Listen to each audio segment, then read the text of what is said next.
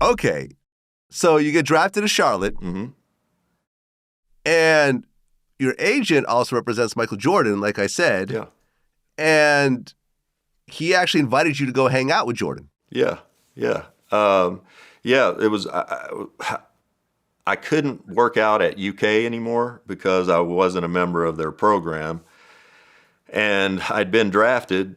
And going back and playing against my dad's players at his school, they're great, but they're Division II players, and I just was having trouble finding any real games to help prepare me for training camp. And so he asked if I wanted to go out down to North Carolina and hang out with Michael for a bit. And we hung out for a week or two and played basketball, golf, gambling, all of it. So yeah, and Michael and I were very good friends the whole time, and still buddies. But his folks lived in Charlotte, and so they came to all of our games. I got to know them and his whole family very well when I was living there. So yeah, but I went down the first time and hung out with Michael summer before my rookie year. Well, Jordan's gambling is legendary, and he would gamble anyone for anything. He would gamble a security guard for $5 in a game of dice and expect the guy to pay him. Yep. After he lost. Yes. And you actually experienced this on the golf course. Oh yeah, yeah. Well, we played a lot of golf over the years. This one just happened to make it in because it was the first time we'd really hung out. We played. Michael had several buddies in. I could name them, but I won't. And we played golf, cards, everything for days. But I had no idea how much money we're playing for. Nothing. Also, I don't really have much money. I've got a little cash in the bank. But at the end of the trip, he said, "All right, you owe so and so 10 grand." Blah blah blah blah blah.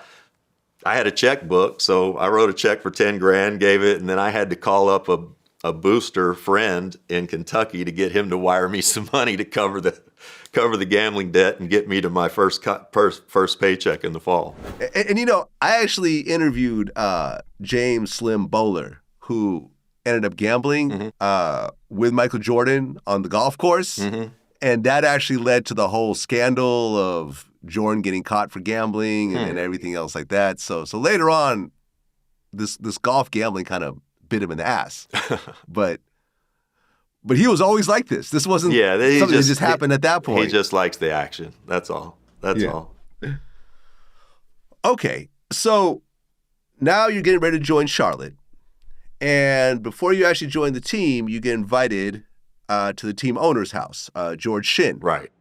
Yeah. And he takes you downstairs to his bar, and he asks you about your black girlfriend. Yeah. This was so disheartening because that was a big reason why I wanted to leave school, just because I felt taken advantage of, really, at UK, because I did everything they asked me to do for them. Everything on the court, off the court.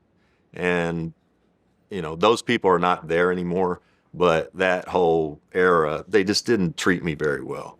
But that was a big part of why I wanted to leave, just because I didn't feel like I could really be myself there.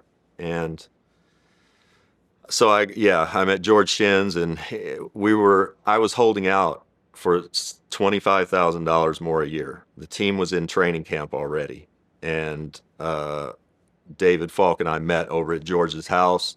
David was upstairs with a guy named Spencer Stolpen, who was the CFO or CEO, and I went downstairs with George, and he poured me a Coke. I didn't drink at the time, and said, "Hey," the first thing he said to me, or the second, he said, "Hey, do you have a black girlfriend?"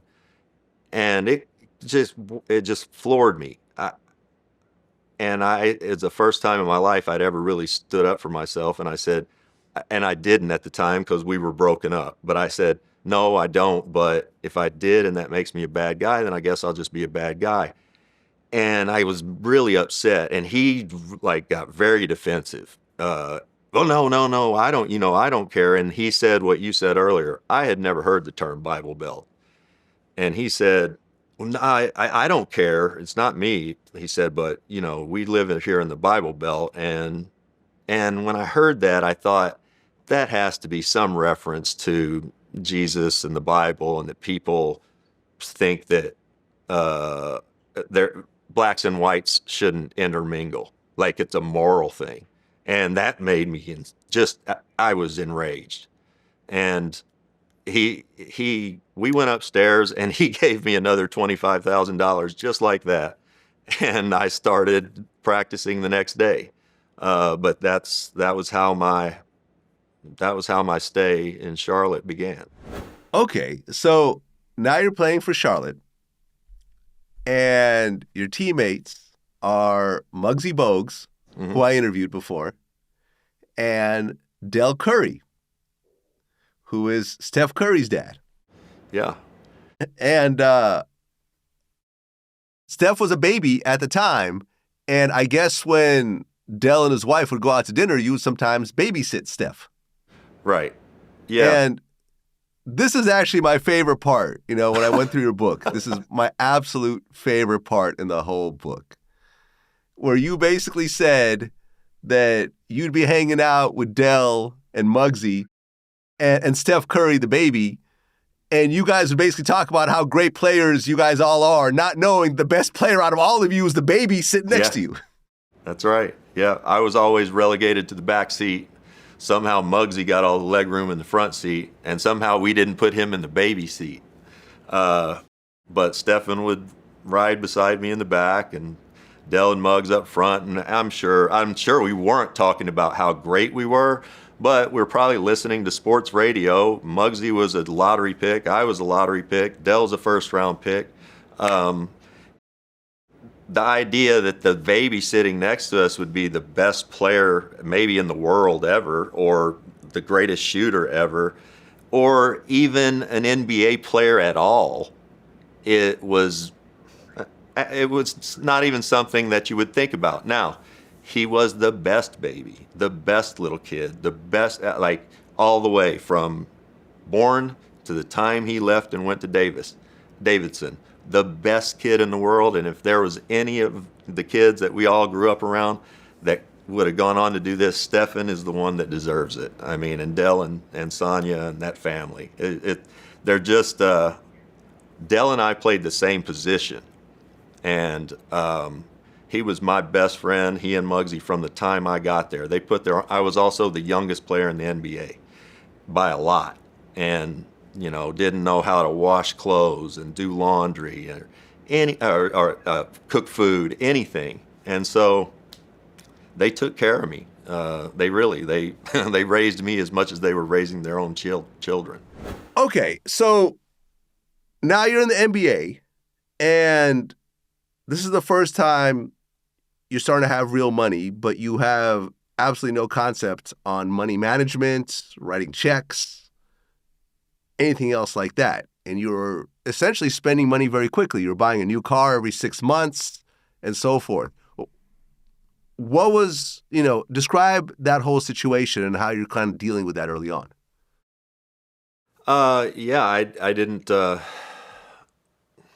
don't know. I was just very young. I didn't, I didn't come from money. We didn't have money. I assumed, if I'm making it, I can spend it, and as long as I'm playing basketball, I'll have money. That was how I looked at it. Also, I didn't party, like I didn't drink, I didn't drug. I had friends that did, and I would go hang out with them and whatnot, but that was not what I did. I got to Charlotte, I was still a minor. Most of my friends, Dell, Muggsy, both of them were married with children. Most of my teammates were married. They had come from the expansion draft. Even a rookie that was with me, Tom Tolbert, Tom was 2 or 3 years older than I was. So I think I was bored a lot, and I bet I bought 3-4 cars the first year, and I was constantly just trading them in, just bored, and not wanting to, and had a lot of time, a lot of money, and it's probably just weird happenstance that I didn't fall into drugs and alcohol as an early guy, as an early, young age. Well, but early on, you would go to the racetrack a lot. Yes, I did. So I grew up going to the racetrack when I was a kid with my father, and which I loved. But I also thought that's just what grown-ups do. That's what dads do. And I would do that in high school. I would leave, and some of my buddies, we'd go over to Ellis Park, and I'd spend several hours just thinking about nothing, reading the racing form. That was comforting. And so, but I didn't do that in Charlotte because there were no thoroughbreds in North Carolina. They don't have thoroughbred racing there. There were no OTBs there. So now in the summertime when I would go to Lexington, I was at the track every day. And I gambled. That was what I played basketball, I gambled, and I played golf my whole career, and to excess. Early on, like your first couple of years at Charlotte, how much money did you lose at the racetrack? I'm not sure. I would say if I made in my first year of making money, I bet I lost $100,000. Wow. Yeah, making 700, probably $100,000 after taxes. Right. Yeah. Well, right. You could take 700. So this is something that's not in the book. So, first payday ever. And this is before computers, really had, so you would come after practice. If the front office got a message for you, a phone call or whatever it was, there would be a note, an actual physical note on your locker on your chair. That's also where your check was left every month, or your check stub that has been wired into your bank. So, but it was my first payday ever, October 15th. I've never been paid, before. I've never had a job before, and I got my check, and it said, I'm making this up, but $50,000, and blah blah blah, Social Security, federal, state, and then down at the bottom, net, and it was like, again, $34,000. And I turned to Dell and Muggsy and said, what is this? I said, all right, I've heard about tax returns. When do we get this back each year? And they said, what? And I said, when do we get this back? And Dell said, you can't be this dumb. I said, well, apparently I am. He said, we don't get that back. Stop it. You pay taxes and it's gone. So, yeah, I didn't know much. Okay. Well, you and Michael Jordan were continuing your relationship. And one of the things that you mentioned, which I haven't heard before, was that people don't mention with Jordan is his hands. Oh, yeah. I don't know why. He has huge hands. Yeah, I don't know why that doesn't lead every conversation about him. It's the most, it's the most unique thing ever. Playing basketball, look, I always say this, if a shot goes up and it glances off the rim and it's going toward the corner and 5 of you guys are going after it, 4 of you are definitely going after it with 2 hands because the ball's going away from you. You got it. If you can, as the ball's going away from you, reach out and grab it with one hand and suck it back all in one motion and be gone the other direction, you're playing an entirely different game. Michael picked the ball up off the floor and grabbed it, dunks it like it's a grapefruit. The ball is like a grapefruit in his hand, not a basketball, not a volleyball. It's almost like a grapefruit, softball maybe. It's that big. And the fact that he was able to become a shooter, his first few years when I played against him, he couldn't shoot. Like, I don't mean that. Like, that was what you allowed him to do because he could do everything else. You made him shoot. And he'd still get by you. But that he was able to hone in later on and become a great shooter is one of the most amazing things ever. Try shooting a softball sometimes and see how that feels because it's weird. What was it like to actually play against Jordan in the NBA? Great.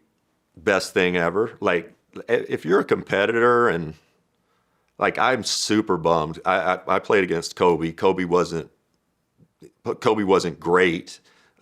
He was really young and bad his first couple years. He was becoming really good by the time I left. I regret that I didn't get to play against LeBron. Playing against the best of the best. I played against Kareem, Magic, Larry. The best. If you don't like that, you really don't belong in their league. And those guys were all very much better players than I was. I could get them on any given night, but they're big, they're fast. These are the best of the best, and that's the way it was. The thing about Michael was difference. Say Clyde Drexler was also very good, very big, had a lot of the same attributes. But Clyde, if he was playing against the Hornets, Clyde might not. He might just kind of coast through the game. Michael came to kill you every single night that he played. And if you weren't ready to play, he would embarrass you. So you had to be on your best to play against Michael.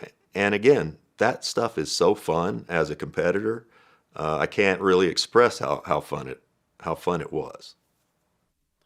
Was Jordan the best player you played against? Yeah. Oh yeah. Yeah. That's an easy one. And I say this because at the time, we weren't going, this is the best player in the history of the game. Nobody wants to say that about an opponent. Nobody, ever. So that's not wear another man's shoes? Nobody wore Jordans. Are you kidding me? Steve Nash asked Michael for later on when Steve and I were teammates. Steve and I talk about this all the time. Steve was a rookie. He got in the game and playing against Michael and asked him for his shoes at the free throw line. And I went up to Steve. I said, "Are you fucking kidding me? Don't do that." And then I talked to him after the game, and we laugh about it, of course, now. But, he'd had posters of Michael on his wall and all of that. And when you're out there to compete, man, that gives that man life. And the last thing Michael Jordan needs is just more life. I need him to have less life when he's playing against me.